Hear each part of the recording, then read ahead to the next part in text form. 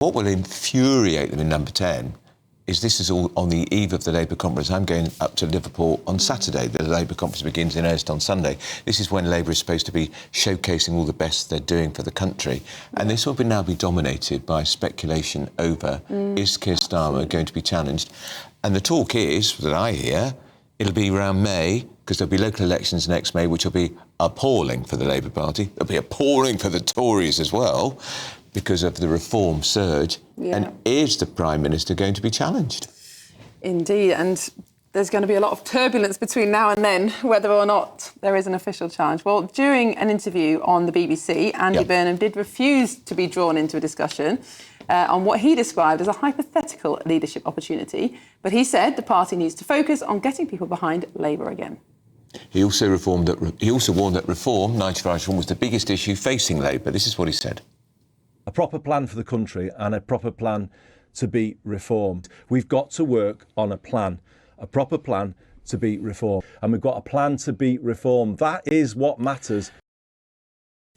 So that was Andy Burnham trying to, in my view, distance. Yes, because he knows he's fanned the flames. But he knew exactly what he was doing by giving that interview to the Telegraph, a Tory supporting paper. Absolutely. And he does seem to be backtracking. But now to join us to discuss this further, we have the Housing Secretary, Steve Reid. Steve, thank you very much for joining us this morning at short notice. My pleasure. Good to see you both. Good to see you. These are not the headlines that Labour were hoping for going into your conference. Can you pull it back to the mission-focused government that Keir Starmer is so keen to press on with? Yeah, absolutely. You know, I'm here today in Telford, talking to local people about how we're going to give them the powers they need to turn around failing high streets. And we're making an announcement that's going to affect communities up and down this country. People have felt powerless to do anything about high streets and town centres that have been in decline for far too long.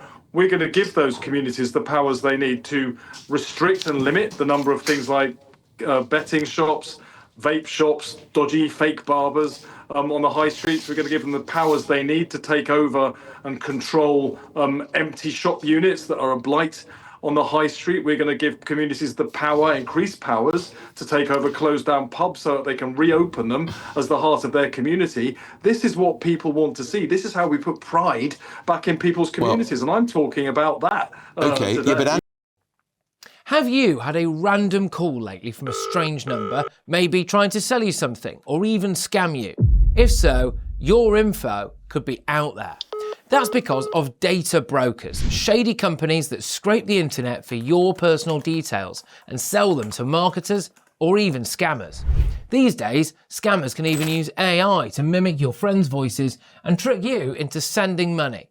It's not just annoying. Data brokers often target vulnerable people with high-interest loans or sketchy offers. But there is a solution. Incogni, the sponsor of this video. Incogni contacts data brokers on your behalf and requests your info be deleted from their databases. And because your data can keep popping up, Incogni keeps sending removal requests to make sure it stays gone. They've just launched a new unlimited plan with custom removals. If you find your info on a weird website, just send them the link and their privacy team will work to get it taken down. Getting started is easy. Hit the link in the description, create your account and let Incogni handle the rest. It's risk-free for 30 days and you'll get 60% off an annual plan with the code GBNews. Take back control of your data with Incogni. Andy Burnham isn't, and I'm just going to remind you, Steve, Secretary of State, what Andy Burnham said. He said that the Prime Minister has created alienation and demoralisation within the Labour Party. He said that he has been approached by Labour MPs to challenge for the leadership because he clearly says he's not doing a good enough job. This is from one of the most senior popular figures in the Labour movement on the eve of your party conference. The Labour MPs I speak to here in Telford today and the MPs that I speak to in Parliament talk to me about what we can do to get the homes built. Well, you're not obviously talking to the same ones who talk to Andy Burnham. They talk to me about how we can turn around the high streets that our people can no longer feel pride in because they've been allowed to fall into such despair. That is what our MPs are talking about, and I know that because I've been talking to MPs today as well as at other times. Minister, you're in denial. You're in denial. I'm There's a not. problem with I've the actually been leadership of the speaking to Labour MPs, government. Andrew. Look at the polls. MPs have Minister, been look at the contacting me. polls. Look at the polls. The MPs are 14 months contacting me, after you Andrew, got in, about the you're things that need to trailing change. in the polls. Well, you've been in politics a long time, observing it, Andrew, and I've been involved as an elected member for a very long time. The polls go up and down. What you have to do is focus on the things we need to get right in order to win people's trust at the next general election. So let's have a look at some of the things that happened over the last year.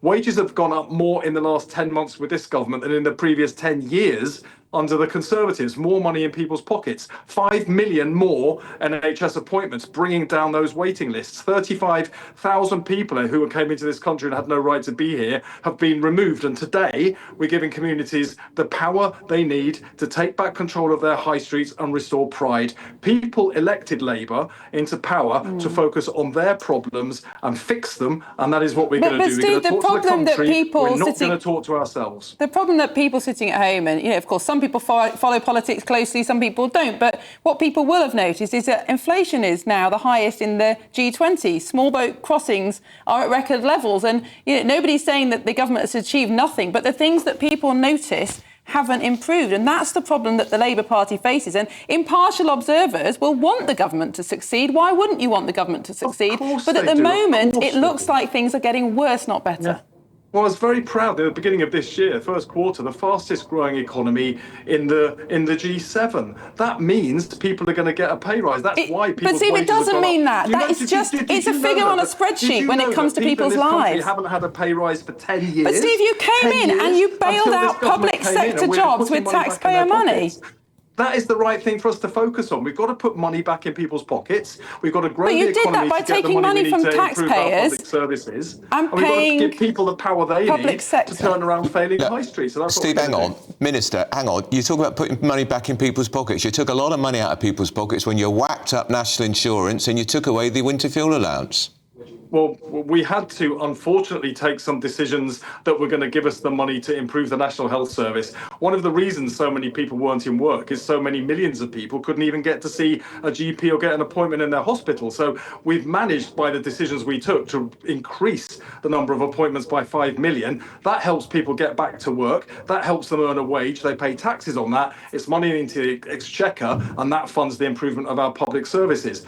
The first time that people have had a wage rise for 10 years is with this government, and I'm proud of that because people need money in their pockets. Can I take you back to Andy Burnham? He'll be at the Labour conference this weekend. He'll be there. He'll be speaking at various events. Do you have any advice for the great Mayor of Greater Manchester?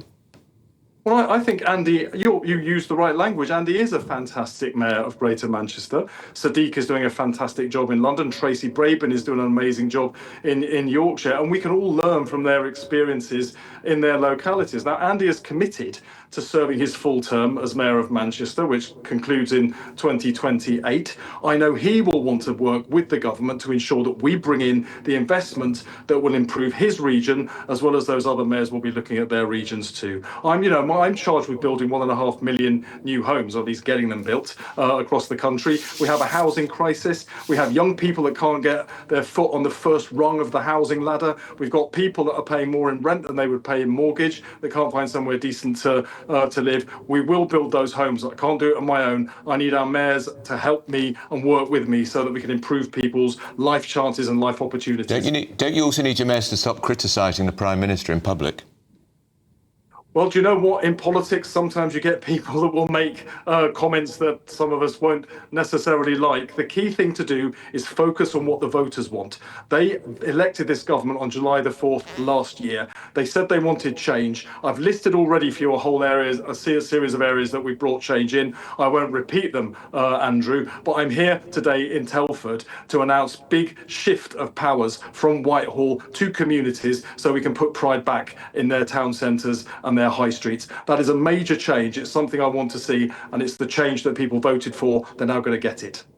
And how many homes are you hoping to build between now and the next election? 1.5 million by the end of this Parliament. I bet you don't. You're on, Andrew. You can buy me a pint if I don't. Okay. I've been speaking to the developers. We're going to take the barriers out of the way. We're going to work with local authorities and we're going to get it built. And I look forward to that pint. All right, well, we'll change that. We might have a pint at Liverpool at the Labour conference, Minister. I look Steve forward to Reed, that. thank you I very much. imagine I'll for have to your pay time. for it, of course. Well, I think. Lovely to talk to you, only Secretary of fair. State. That's Steve Reed, who is the new, of course, Housing Secretary, of course.